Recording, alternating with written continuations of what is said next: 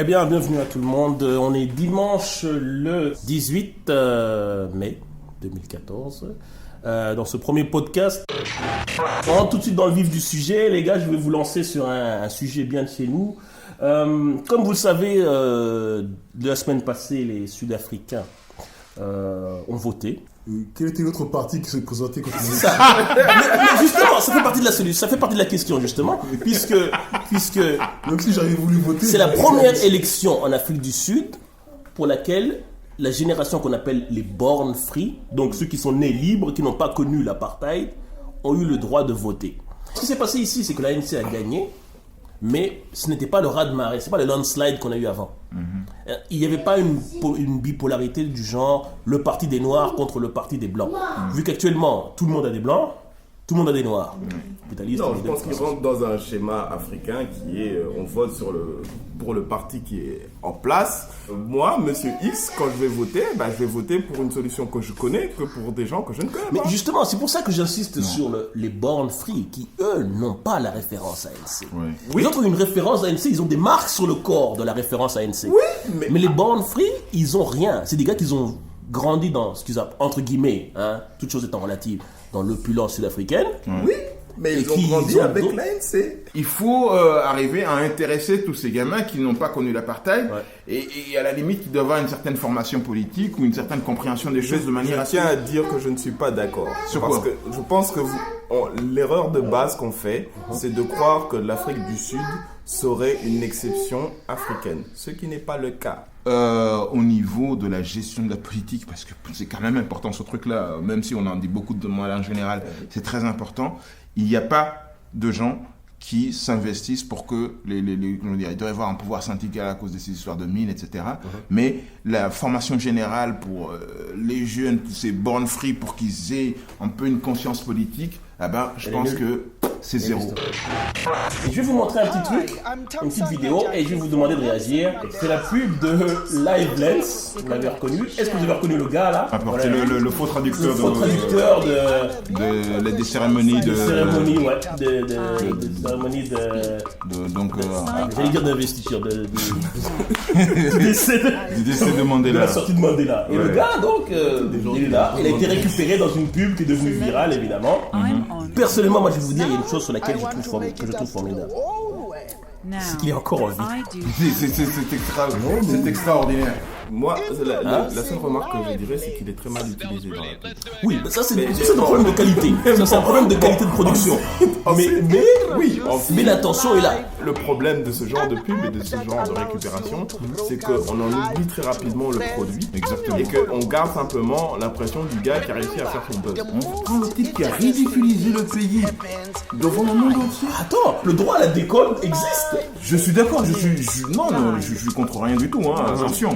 Mais moi ce que je dis, c'est que ce mec, tout ce qu'il a fait, c'est qu'il a ridiculisé son pays. Et non, il s'est ridiculisé lui tout seul. Non, c'est pas. Non, tout seul. Le gars a fait tout le discours d'Obama et il a fallu qu'une personne sourde prévienne pour dire que ce qu'il est en train de dire n'a pas de sens. Effectivement, en termes de talent, il y a un souci. Tous les gros clips sont tournés en Afrique du Sud parce qu'ils ont les capacités de production, mais ils n'ont pas en local du talent. Et donc c'est pour ça que quand il y en a un qui passe, les gens le regardent bizarrement. Ils disent mais vous avez que ça à proposer? J'aime beaucoup l'Afrique du Sud. Je vais peut-être pas me faire d'amis, mais bon, c'est qui le talent sud-africain qui a aucun eu, depuis Myriam Makeba? Il y a eu Brenda Fassie et encore, mais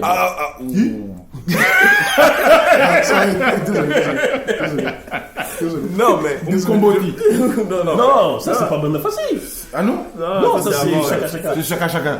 Ah oui, donc Chaka Chaka, Myriam Makeba et Brenda Fassie. C'est tout. Et Marcel Kalama, Maotela et Je saute directement sur le sujet suivant, puisqu'il y a un pays qui a beaucoup de potentialité en ce moment, c'est le Sud-Soudan. C'est le plus jeune des pays africains. Tout à fait. Il n'existait pas hier, aujourd'hui il existe, et ils ont déjà leur premier coup d'État. Et ils ont donc ils font tout plus vite que tout le monde. Ils font tout plus vite que tout le monde. Et donc, nous avons un conflit entre le président et le Premier ministre qui ne veut pas attendre son tour. L'arbitrage s'est fait à Addis Abeba en Éthiopie. Et il s'est passé une chose qu'on n'a jamais vue ailleurs. C'est que le président éthiopien, voyant que les deux gars avaient des difficultés à négocier, les a menacés de les arrêter. Oui, Et de les enfermer en prison. Ça, c'est cool. Et donc, face à la menace de l'arrestation, les gars ont signé l'accord de paix. Oh, qui était ça, entre eux. il faut applaudir. Comme le disait mon oncle Ben, avec le pouvoir vient la responsabilité.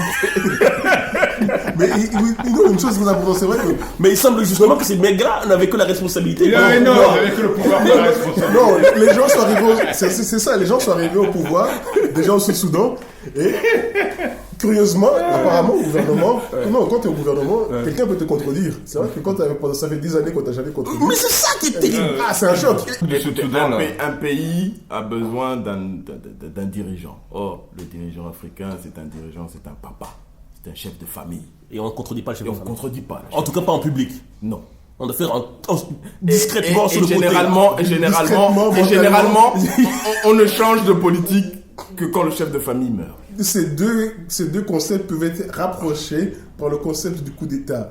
C'est-à-dire, en rapprochant l'un des événements à l'autre, on peut arriver à un changement. En fait, ce qu'il y a, c'est que la guerre, ça coûte très cher. Surtout les munitions. Et voilà. Surtout les munitions Ouais. comme le Burkina et Donc- le Mali ont pu constater. Donc, au Sud-Soudan, les mecs, quand on leur dit, les mecs, vous signez sur le papier, c'est un peu comme Poutine. Tu vois, la vidéo de Poutine qui dit aux milliardaires, hey, gars. Toi, t'as signé. Toi, t'as pas signé. Là, t'as pas signé. T'as vu cette vidéo-là. Il dit, toi, au fond, là-bas, t'as pas signé. Ouais. Oui. Donc, tu vois, c'est un peu comme les gars du Sud-Soudan.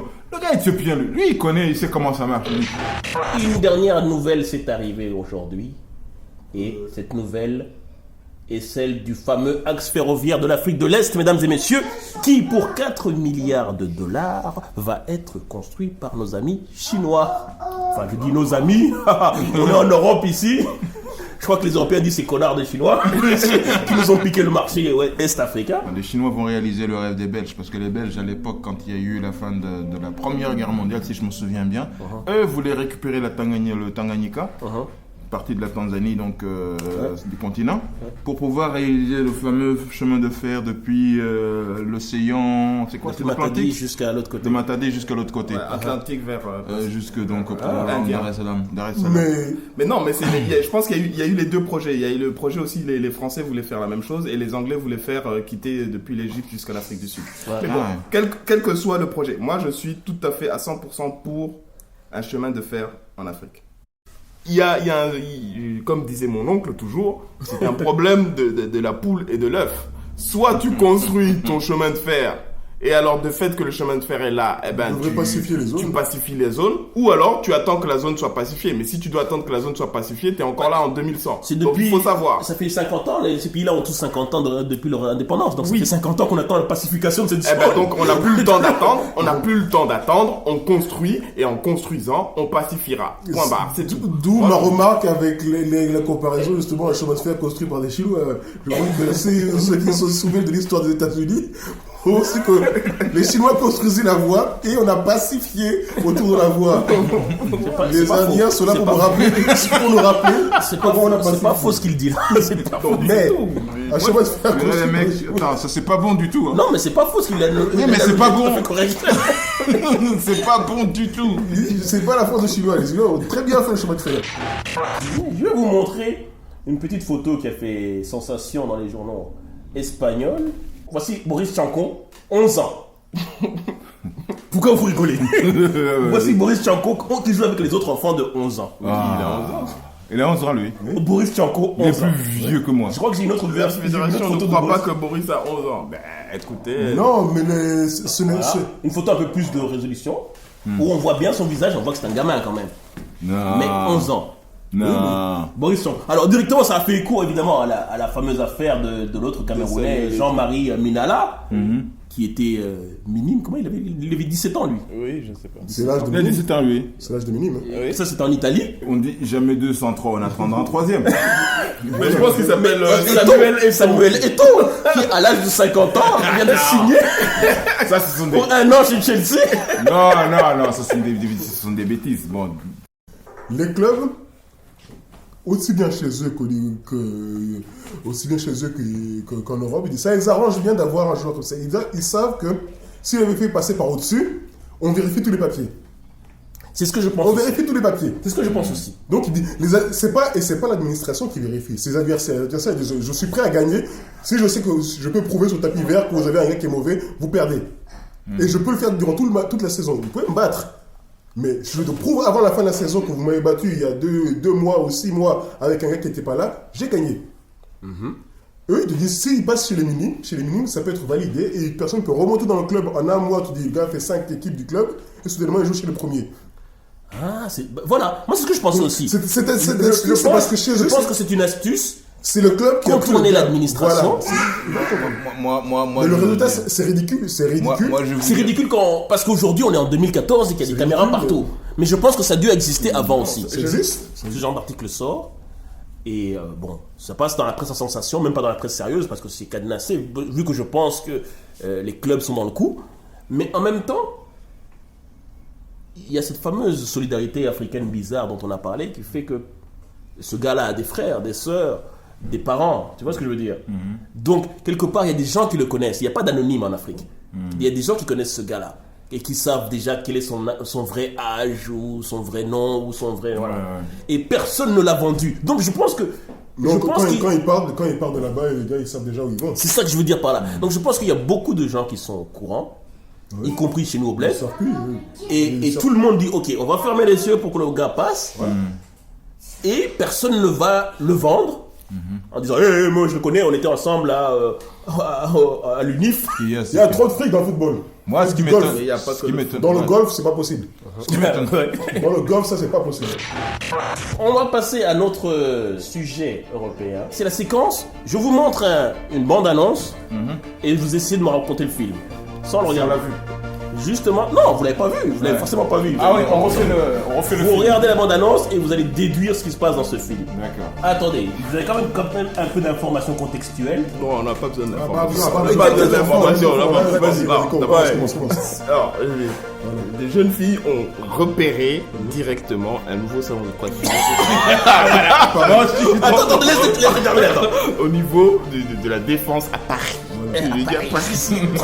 Et donc, oui, mais remarque une chose très importante. Aucune d'entre elles n'a de vrais cheveux crépus. Non, mais... Nous, on comprend plus. Ce film doit parler de l'intégration difficile des jeunes filles dans la banlieue. À la Défense, mon ami. On s'en fout. Sur la Défense, on peut pas faire un travelling comme ça dans la banlieue. Quelqu'un a volé la caméra. Ce film est en fait une version... C'est une bande de filles. Une version romanesque de ce qui s'est passé avec le gang de machin, là, des sauvages. Non, Attends, laisse. Le gang des barbares. C'est pour ça qu'elle est large la défense. C'est un symbole qui montrait qu'il fallait défendre la France, en fait. Et c'est pour ça qu'à la fin, elle part. Vous avez vu, elle part par où? Par la gauche. La fin des sauvages, c'est quoi déjà? C'est les gars qui ont attaqué le petit juif. Donc, c'est clair. Là, on parle clairement. Le mec avec le nom du joueur de football. On veut montrer que, en fait, comme tous les garçons. Youssouf Fofana. La bande des sauvages, justement, les garçons sont en prison. Un grand joueur de foot. Comme le gang des barbares, tous les garçons sont en prison. Oui. Les filles, il n'y a plus qu'elles qui peuvent se servir de gang maintenant. Il n'y a plus qu'elles qui peuvent se battre. C'est pour ça qu'elles sortent vers la gauche. Donc, et s'éloignent de la défense, n'est-ce pas, pour aller vers la gauche. Voilà, c'est ce que j'avais à dire. Et les combats de couteau, il y a les courses de voiture, j'espère. Ça sera un autre film, ça sera le 2. Bande de filles. Bon, sur ce, les amis, c'était la fin de ce podcast. Il n'y a pas de dernier sujet là. Il n'y a pas de dernier, mais on a dépassé le temps imparti par la commission technique. Mon numéro de compte. Pour nous contacter, c'est toujours la même adresse. Vous allez sur LPN, vous cliquez sur Contactez-nous. Voilà. Et puis vous nous laissez vos commentaires. Vous attendez un peu. Une fenêtre s'ouvre. Si vos commentaires sont intéressants, on vous répond tout de suite. S'ils sont nazes, on fait comme si on n'avait pas rien reçu. Voilà. Allez, à ciao, bonsoir tout le monde. Allez, bye. Bye.